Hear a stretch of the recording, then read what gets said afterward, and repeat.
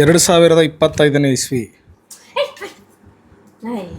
ಹೊಸ ವರ್ಷಕ್ಕೆ ಕೆಲವು ಸೆಲೆಬ್ರಿಟಿಗಳು ಹಾಗೂ ರಾಜಕಾರಣಿಗಳು ಬಂದು ವಿಶ್ ಮಾಡಿದ್ರೆ ಯಾವ ಥರ ಇರುತ್ತೆ ನೋಡೋಣ.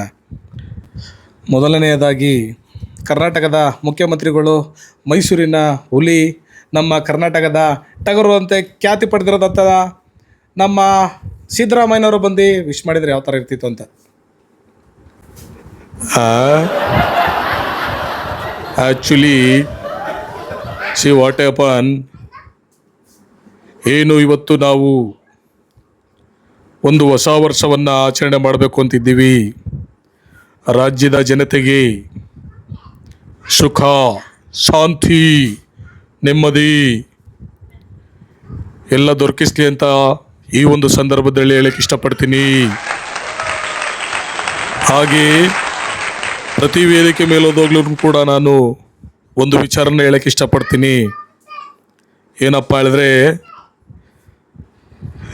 ನಮ್ಮ ಕುಶಾಲು ಎಲ್ಲೇ ಹೋದ್ರೂ ಕೇಳ್ತಾನೆ, ಸಿದ್ದರಾಮಯ್ಯನವ್ರಿ ಅನ್ನ ಭಾಗ್ಯ ಕೊಟ್ರಿ, ಕ್ಷೀರ ಭಾಗ್ಯ ಕೊಟ್ರಿ, ಮೊಟ್ಟೆ ಭಾಗ್ಯ ಕೊಟ್ರಿ, ಹಾಗೆ ನಮ್ಮ ಪಕ್ಕದ ಮನೆ ಬಾಗಿನ ಕೊಟ್ಟು ಯಾವಾಗ ಮದುವೆ ಮಾಡ್ತೀರಾ ಅಂತ ಕೇಳ್ತಾನಲ್ಲ. ನೋ ಮ್ಯಾರೇಜ್ ಸ್ಕೀಮ್, ಓಕೆ, ಎಲ್ಲರೂ ನಗನಾಗ್ತಾ ಇರಿ ಅಂತ ಹೇಳ್ತಾ ಹೊಸ ವರ್ಷದ ಹಾರ್ದಿಕ ಶುಭಾಶಯಗಳು ಎಲ್ಲರಿಗೂ. Thank you. ಈ ಒಂದು ಸಂದರ್ಭದಲ್ಲಿ ನಮ್ಮ ಮಾಜಿ ಮುಖ್ಯಮಂತ್ರಿಗಳಾದಂಥ BS ಯಡಿಯೂರಪ್ಪನವರು ಬಂದು ಶುಭಾಶಯ ಕೋರಿದರೆ ಯಾವ ಥರ ಇತ್ತು ಅಂತೇಳಿ. ಬಂಧುಗಳೇ ನಮಸ್ಕಾರ. ಏನೇ ಒಂದು ಸಂದರ್ಭದಲ್ಲಿ ನಾನು ಈ ಥರ ಕೈ ತೋರಿಸ್ತಾ ಇದ್ದೀನಿ ಗೊತ್ತಾ ಸ್ವಾಮಿ ನಿಮಗೆ?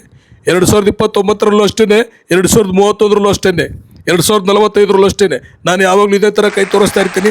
ಯಾಕೆ ಅಂತ ಹೇಳಿದ್ರೆ ನಾನು 2025 ಈ ಥರ ಕೈ ಲಡ್ಸ್ಕೊಂಡು ಬರ್ತಾ ಇದ್ದೀನಿ.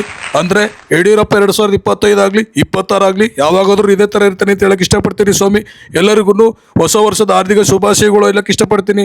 ಹಾಗೆ ಯಾರಾದ್ರೂ ನನ್ನ ಸವಾಸಕ್ಕೆ ಬರ್ತು ಅಂತ ಹೇಳಿದ್ರೆ ತಲೆ ಮೇಲೆ ತೆಂಗಿನಕಾಯಿ ಹಿಡಿದು ಹೆಂಗ್ಳೂರು ಕೊಡಿಸ್ತೀನಿ ಅಂತ ಇದೇ ಸಂದರ್ಭದಲ್ಲಿ ಹೇಳಕ್ಕೆ ಇಷ್ಟಪಡ್ತೀನಿ. ತಾಯಿಯರು ನಮಸ್ಕಾರ, ತಂದೆಯರು ನಮಸ್ಕಾರ, ಎಲ್ಲರಿಗೂ ನಮಸ್ಕಾರ, ಜನತೆಗೆ ನಮಸ್ಕಾರ.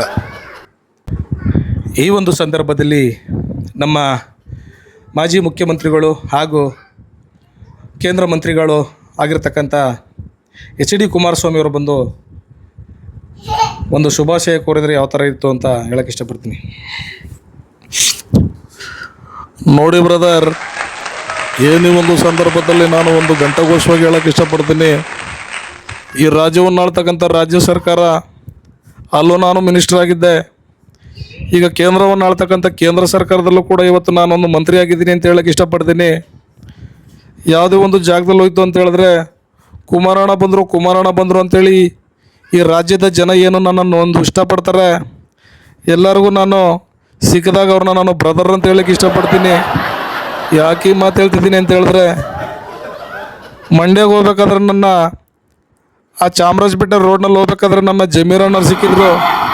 ಅವರು ನಾನು ನೋಡಿದ ತಕ್ಷಣ ಬ್ರದರ್ ಅಂತ ಏನು ಕರೆದ್ರು, ಅವತ್ತಿನಿಂದ ನಾನು ಎಲ್ಲರೂ ಬ್ರದರ್ ಅಂತ ಹೇಳಕ್ಕೆ ಇಷ್ಟಪಡ್ತೀನಿ.